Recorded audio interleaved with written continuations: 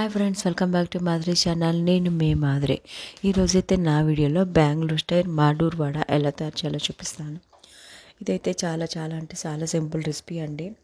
దీనికోసం ఒక కప్పు బియ్యం పిండి తీసుకున్నాను, అలాగే హాఫ్ కప్పు మైదా. ఇందులోనే మనం ఒక హాఫ్ కప్పు బొంబాయి రవ్వ కూడా యాడ్ చేసేసుకోవాలి. దీన్ని కొన్ని ప్లేసులలో రవ్వ వడ అని కూడా అంటారు. ఇలా యాడ్ చేసుకున్న తర్వాత ఒక గంట పెరుగు యాడ్ చేసుకున్నాను. దాంట్లో కారం కూడా వేసుకొని సాల్ట్ యాడ్ చేసుకున్నాను. కొంచెం జీలకర్ర కూడా వేసేసుకుందాం.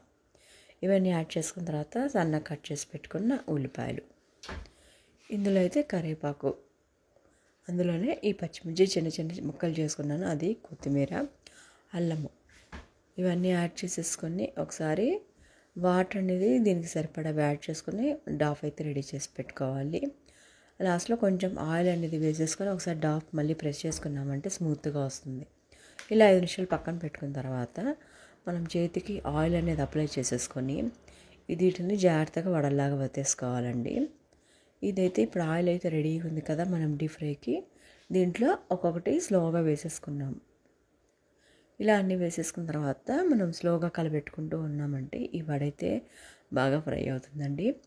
కలర్ కొంచెం లైట్ గోల్డెన్ బ్రౌన్ షేడ్కి రాగానే మనమైతే ఈ వడ అనేది తీసేసుకోవాలి. ఇంతే అండి, సింపుల్గా ఈజీగా అయిపోయి evening time snacks Bengaluru style Maddur vada అయితే రెడీ అయిపోయింది. ఈ వీడియో అయితే మీకు నచ్చితే నా వీడియోని లైక్ చేయండి, షేర్ చేయండి, సబ్స్క్రైబ్ చేయండి. Thank you for watching.